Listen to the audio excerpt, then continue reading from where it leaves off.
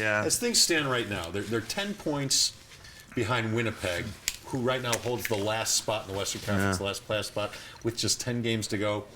Is it still feasible that the Avs can sneak in? They'd have to go 10-0. Seriously? I mean, it's either 9-1 or 10-0. Yeah. I mean, we were talking last night.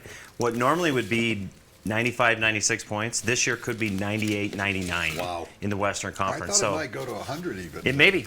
I mean, it's so competitive. You're going to have 4 or 5 teams from the Central Division alone making the playoffs. So it's super competitive. Last night hurt not only because the Avs lost, but because the right teams, or I guess I say the wrong teams, won. I mean, you had LA win, you had Winnipeg win.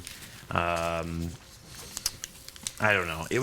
I kept using words on the air to try and describe how I felt. I went through depression, anxiety, anger, joy, frustration, a divorce.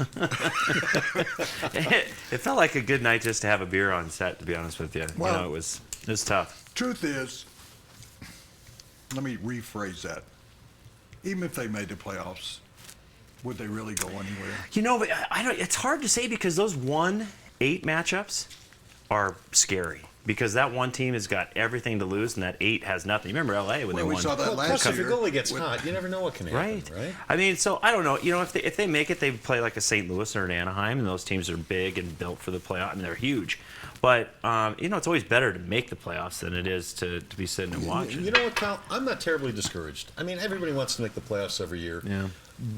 I think we know why they didn't make the playoffs this year. And correct me if I'm wrong. They needed more help on the blue line defensively, and they had a lot of injuries the first half of the season. The second half of the season, they've showed me something. They've shown me gumption. They've shown me a want to. They've shown me the talent that they actually have. And making this run and not giving up tells me a lot down the stretch that I think they're going to be, and Joe Sakic and Patrick Waugh, who are both in charge of personnel, two of the guys in charge of personnel now, know that they need to get better defensively. I think they're going to actually get it done this offseason. I think they're going to be a really good team next year.